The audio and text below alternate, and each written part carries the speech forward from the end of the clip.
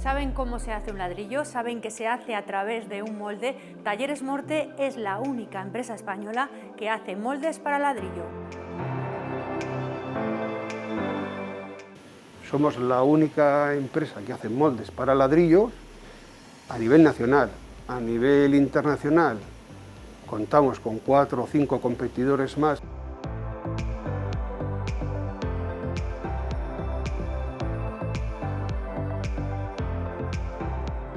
Con la crisis del ladrillo de 2008, la facturación de Talleres Morte cayó un 90%, pero supo recuperarse, levantar cabeza y posicionarse a nivel internacional.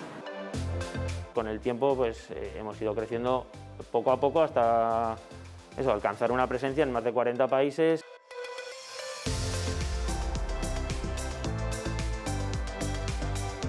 Hoy vamos a conocer cómo se hace un ladrillo, desde el diseño del molde hasta su producción final.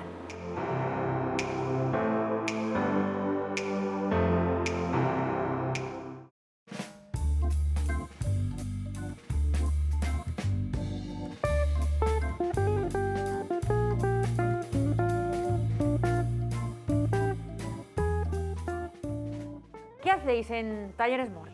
Bueno, nosotros, nuestra actividad principal es la fabricación de moldes para extrusión de ladrillos, ¿no? Entonces, nosotros aquí lo que hacemos es, nuestro cliente nos dice, oye, yo quiero fabricar un ladrillo de esta forma. Entonces, nosotros tenemos que ser capaces de fabricar un molde que una vez lo lleva a su fábrica, produzca los ladrillos conforme a las especificaciones que nos ha dicho nuestro cliente. Muchas veces, como dices, son bocetos a mano alzada, ¿no? Sí, son bocetos a mano alzada, imaginaciones que tienen los clientes. Oye, quiero desarrollar esta pieza cerámica, tal, no. Entonces nosotros sí que tenemos que ser muy conocedores del tipo de arcilla que tiene nuestro cliente, tenemos que ser muy conocedores de la fábrica que tiene nuestro cliente, y entonces con lo que él más o menos nos dice que quiere, nosotros preparamos un boceto, un diseño ya, diciendo, mira, esto es lo que tú puedes fabricar. Y a partir de ahí pues empezamos a desarrollar todo lo que es el molde, entregarlo y muchas veces puesta en marcha en cliente de la pieza que tiene que producir. No debe ser fácil, me imagino, cumplir con la expectativa o lo que ha pensado o ideado el cliente, ¿verdad? Plasmarlo en una pieza técnica, ¿no? No es fácil, no porque digamos el papel o el diseño lo soporta todo, no es fácil porque estamos trabajando con arcilla, que es una materia viva. Entonces la arcilla, dependiendo de la zona geográfica del país, de la zona de las condiciones, invierno, verano, agua, no agua, más humedad, menos humedad, se comporta de una forma diferente. Entonces, claro, nosotros sí que tenemos que tener todos esos aspectos un poco en la mente a la hora de diseñar ese molde, ¿no? Y saber cómo diseñamos el molde y cómo lo vamos a poder corregir cuando surjan los problemas en el cambio estacional. ¿La Rioja es una buena zona geográfica para la arcilla? Sí, o sea, de hecho nosotros estamos en La Rioja por algo, ¿no? O sea, la arcilla de La Rioja es muy buena para fabricar ladrillos, al igual que es muy buena para fabricar vasijas, vasos, tarros, o sea, es muy buena en lo que es arcilla.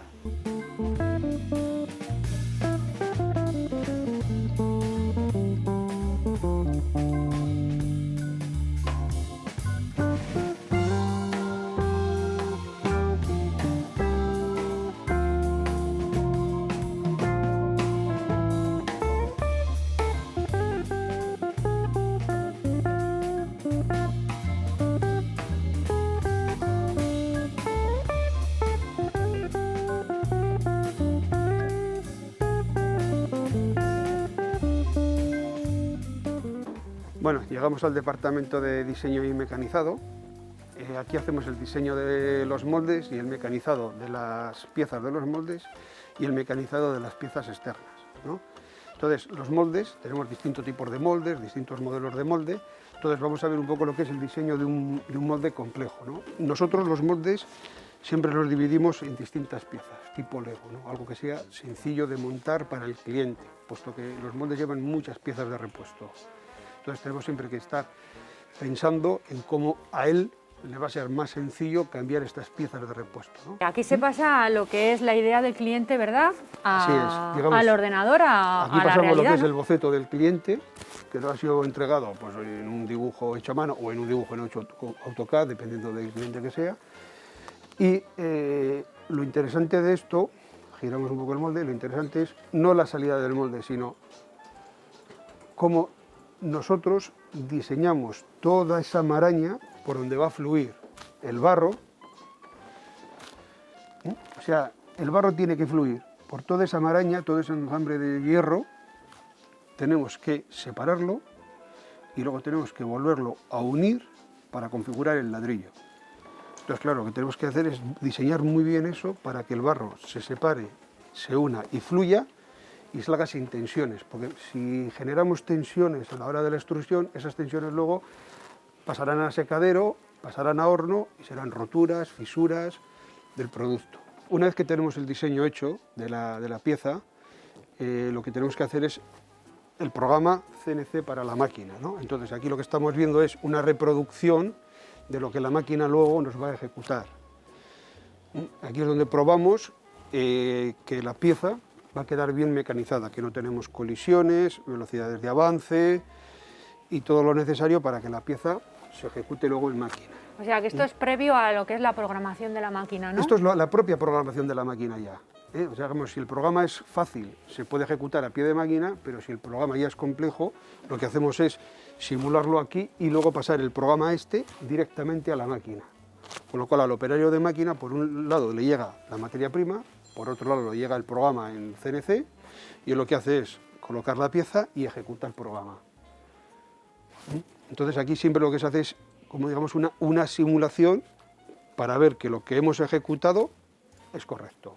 Pues una vez que pasa por diseño me lo dejan aquí en la bandeja. En este caso tengo un molde de una teja y lo que hago es abrirme el proyecto en 3D, que es lo que han diseñado. Ir aquí ya, como está en diferentes modelos, me voy cogiendo por piezas las que hay que mecanizar realmente. Una vez que yo he hecho el programa entero, lo simulo, para que realmente me quede como lo han hecho en diseño. Tú compruebas que todo se pueda realizar conforme sí, aquí está previsto, ¿no? Lo que estamos mirando es que las herramientas no den error o que hago cualquier otra cosa que no corresponda con la pieza. Luego sacamos pues, las hojas de programa, que es con lo que ellos luego se guían para hacer el programa. Eso es lo que reciben los operarios. Eso es, ellos tienen su plano del entubado y por otro lado los programas.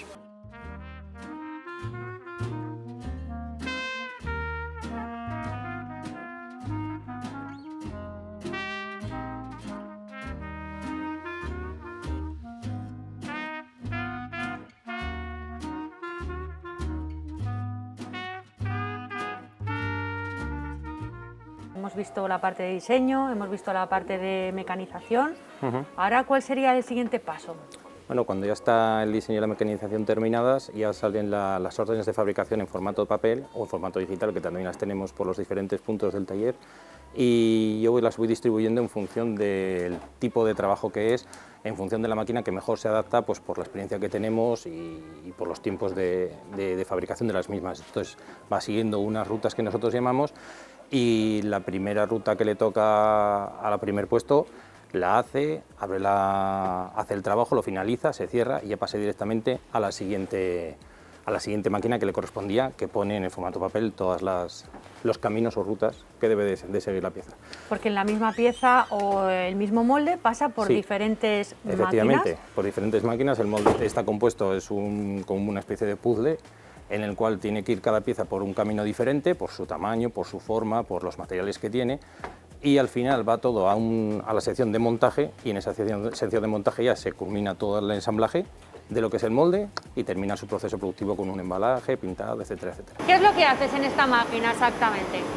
Lo que hacemos en esta máquina es todo tipo de tubos, lo que normalmente es todo lo que es redondo. Entonces tú, por ejemplo, te llega un plano, ¿no?, de una pieza que tienes que... Eso es, ahora mismo tenemos un plano de una pala que te llega así el plano, el compañero de las sierras te corta la pieza a medida, entonces nosotros lo que tenemos que empezar es medir la pieza, a ver si está correctamente cortada. Ya pensamos en cómo tenemos que agarrarla para que salga lo más rápido posible y en menos puestas. Vale, entonces Vale. ahora ¿qué harías? ¿Programarías la máquina? Sí, ahora mismo hacemos lo primero el programa. Más o menos un ladrillo, un molde de ladrillo medio, ¿cuánto podía costar, por ejemplo, hacerlo? Pues es que depende mucho, porque los ladrillos hay, aunque la gente no lo sepa, hay de miles de formas y de tamaños. Entonces una cosa media pues puede ser 3 semanas, 4 semanas, depende. Y entonces cuando sale el molde de aquí, muchas veces se necesita un técnico, ¿verdad?, que vaya a También. la misma empresa o un cliente para que se asegure de que todo funciona bien, ¿no? Para hacer la puesta en marcha, porque claro, no es lo mismo hacer un producto en 2 sitios diferentes, en 2 fábricas diferentes, puede salir al final lo que es la tierra es diferente en unas zonas de España que en otras e incluso en el extranjero mucho más. Entonces un molde no funciona igual en una fábrica que en otra, aunque sean exactamente iguales. Entonces, y a veces, aunque nuestros clientes tienen bastante experiencia en el manejo de los moldes, hay veces que ya se les escapa y tiene que ir alguno de nuestros técnicos que manejan bastante más y saben lo que pueden tocar o no tocar y consiguen hacer que salga el producto final en condiciones.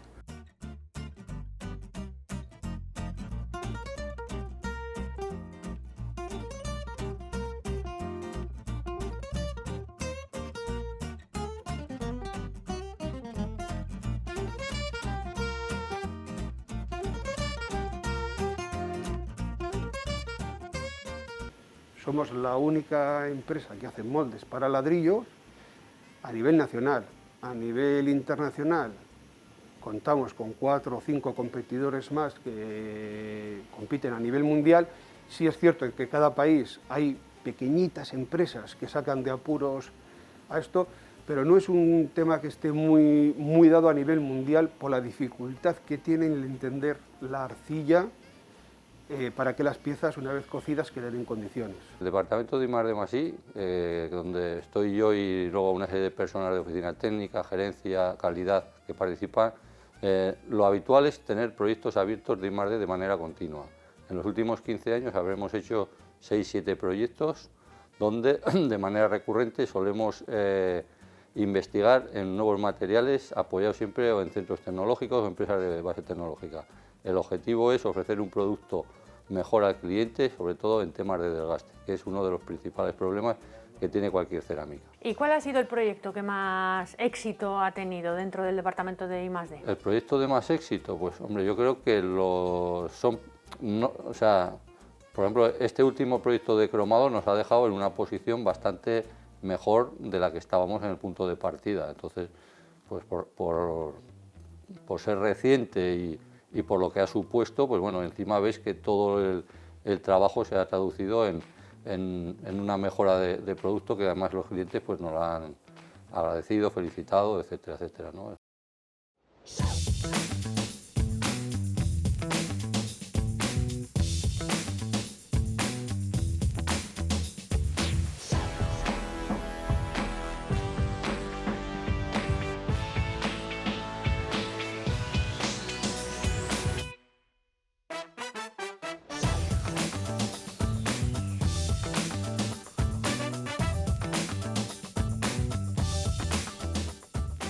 Mi padre trabajaba con su hermano en un taller mecánico, alguien montó una fábrica de ladrillos aquí en Pradejón y cuando estaba toda la fábrica montada le dijeron, oye, que hace falta un molde para hacer... ¿Y eso qué es? Pues hombre, pues hay que poner aquí un aparato que tiene que salir el barro y tiene que salir un ladrillo. Ahora, pues vete al taller del pueblo y que te la hagan. Fueron al taller del pueblo y mi tío, cuando vio lo que había que hacer, dijo, a ver, tú, Santos, ven para aquí, mira lo que quiere este. Y así hizo mi padre el primer molde. Claro, hizo el primer molde, funcionó mal, tuvo que ir a la fábrica, tuvo que ponerlo y tal. Y todo esto trabajando con mi tío.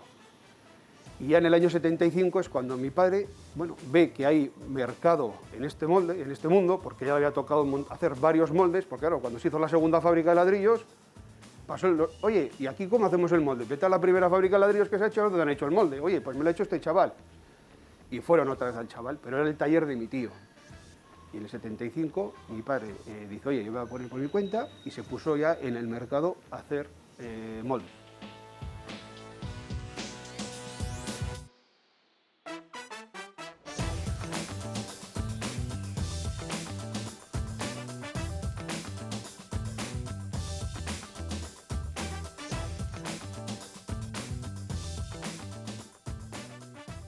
Cuando yo en el año 2008 en España tenía 450 clientes, al día de hoy me quedan unos 90, de los cuales unos 70 están activos. O sea, sí que es cierto que las fábricas de ladrillo las ha devastado. O sea, hay fábricas de ladrillo, han estado produciendo en pérdidas durante 10 años, o incluso alguna posiblemente aún esté produciendo en pérdidas.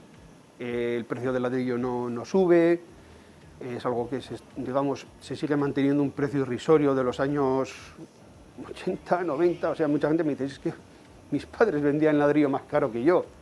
Entonces, les cuesta ser competitivos al día de hoy, ¿no? También han llegado otro tipo de productos en la construcción, que mejores o peores se están haciendo su hueco, ¿no? Entonces sí que es cierto que la facturación pues nos cuesta el conseguir facturaciones de las que teníamos en los años 2006, 2007 y 2008, ¿no? Pero bueno, también lógicamente pues, mira mucho mejor los costes y al final consigues que tu empresa te sea rentable año a año, que es un poquito lo que hoy en día se mira, ¿no? ¿Cómo ha cambiado con esto de la pandemia el tema de la exportación, del trato con los Pues al clientes? final nos ha tocado adaptarnos mucho, porque realmente lo que siempre se había hecho es eso, pues, contacto en feria o contacto con cliente, ir a visitarle, hacer un viaje, estar en su fábrica, ver sus instalaciones, ver qué problemas tiene con los moldes actualmente, ver qué soluciones aportar. Ahora, entre la dificultad tanto para viajar nosotros como para que ellos vengan a vernos o reunirte en una feria, pues todo esto está cambiando. Al final, desde que comenzó la pandemia no ha habido ninguna feria del sector cerámico, entonces lo que hemos tenido que es ir adaptándonos y usar sobre todo las nuevas tecnologías. Al final esto viene muy bien, pues se hacen videoconferencias por Teams o por otras plataformas, mucha llamada por WhatsApp, mandas vídeos, mandas fotografías, pues mira, tengo este problema o quiero desarrollar este producto, ¿qué opinas? Oye, pues que al final creo que estas paredes pues, igual son un poquito gordas o cómo podríamos cambiar, digamos, para que mi ladrillo sea más atractivo comparándolo con el de la competencia. Entonces, bueno, es un contacto, digamos, casi hasta más directo, porque cuando tú podías viajar, hacías un viaje al año o con la frecuencia que fuese, y luego pues, hablabas de vez en cuando. Ahora, como al final prácticamente es muy complicado viajar, sobre todo a ciertos países, lo que haces es tener un contacto casi semanal con los clientes.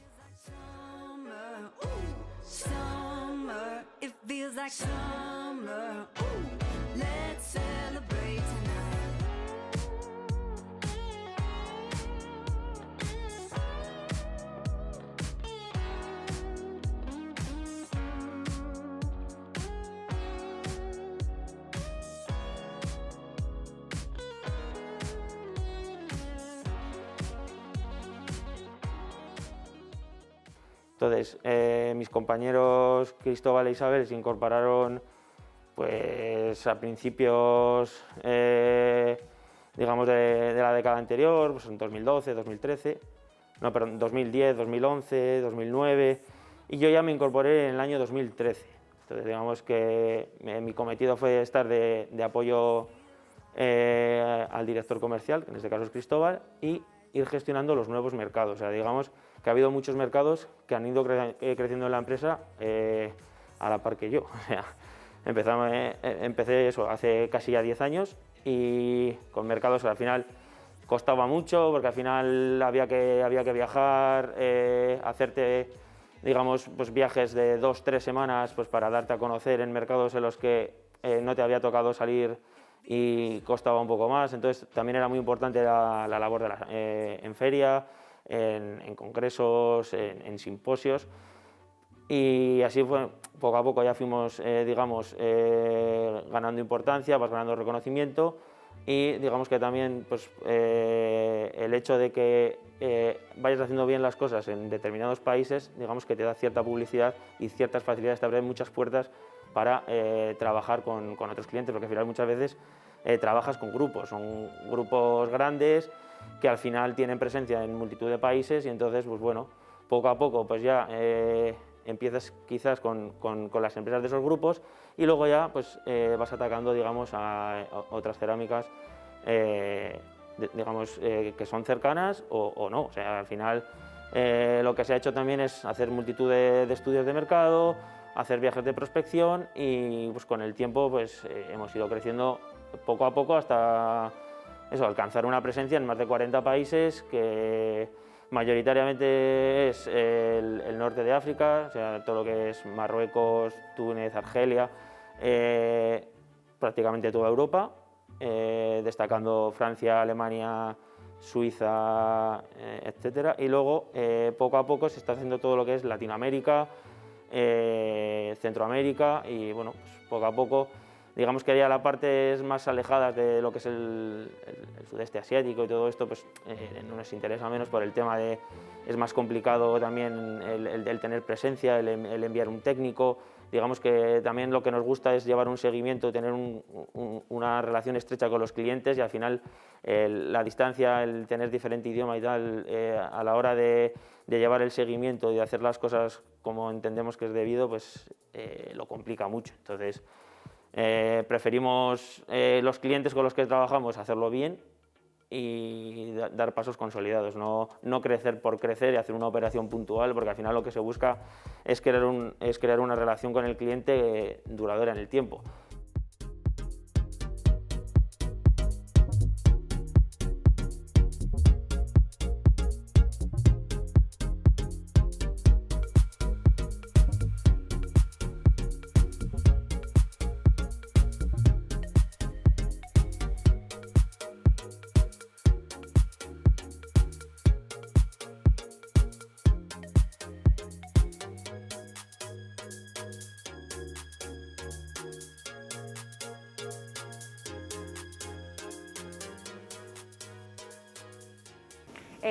¿Cuándo empezasteis con esa previsión de hacer una exportación?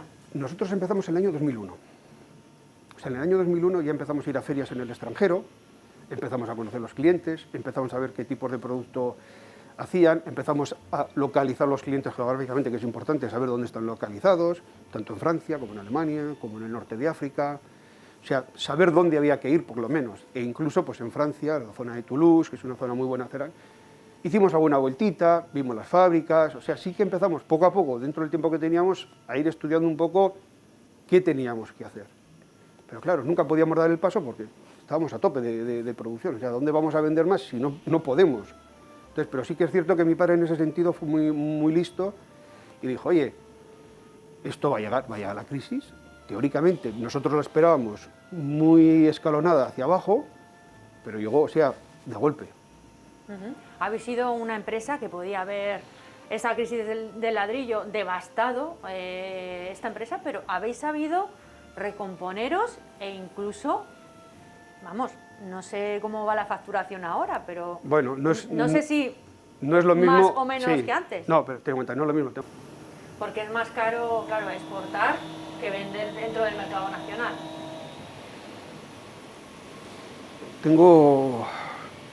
Dependerá, yo creo que va en productos. Nosotros, al ser un producto, digamos que es como un traje a medida al cliente, no es que sea ni más caro ni más barato, digamos, tiene un coste mayor, pero el cliente te lo paga. Entonces, no hemos notado mucha diferencia en ese sentido. Sí que es cierto que un molde colocado en el extranjero vale más que un molde colocado en el nacional, pero al fin y al cabo es un traje a medida, es decir, yo tengo que vender un producto y no es que sea, es decir, el cliente me lo compra por la confianza que Morte le genera. Es decir, yo he tenido competidores antiguamente aquí en España más baratos que nosotros, pero al final decían, oye, no, a ver, este producto dáselo a Morte, que esto, o sea, a mí lo que me interesa es que cuando yo pongo el molde, las piezas me salgan bien. Porque claro, si yo tengo que tirar la producción de un día, de 2 o de 3 días de producción de ladrillo, eso vale mucho dinero. Entonces, la confianza que generas en que yo voy a comprar a Morte, que vamos a ir más seguros y vamos a acertar mejor en nuestro producto final. Y al final es una cuestión de confianza. ¿Qué esperas para los próximos 5 años? ¿Qué espero para los próximos 5 Para tu años? empresa. Bueno, nosotros... Difícil, 5 años es mucho tiempo, ¿eh? Y tal y como está el mundo, tan cambiante, porque cualquier cosa hoy en día te cambia mucho, ¿no? Pero sí que es cierto que nosotros ahora tenemos una dinámica buena de trabajo.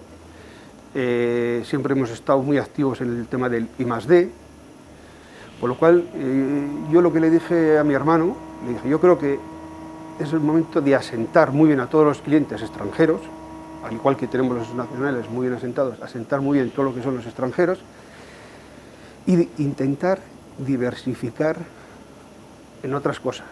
Que eso es muy fácil decirlo, pero es súper difícil hacerlo. Nosotros hace años que hemos intentado diversificar. Es cierto que de todo lo que hemos intentado, el tema de un mecanizado de piezas para otras personas, es lo que mejor nos ha funcionado. Estamos mecanizando mucho para el tema eólico, para el tema alimentario, que es un poquito lo que nos toca aquí en la zona. Yo creo que lo estamos haciendo bien, somos serios, cumplimos plazos, es un tema más dinámico, ¿no? O sea, es todo ya. El molde lleva otros pasos, hay que proyectarlo, hay que diseñarlo, hay que ejecutarlo, tal, o sea, lleva otros pasos, pero el tema mecanizado nos está yendo bien. De hecho, tenemos nuestra marca, que es Morte Mecanizados, y intentaremos o seguiremos intentar diversificar en alguna otra cosita que podamos, porque es muy complejo el diversificar.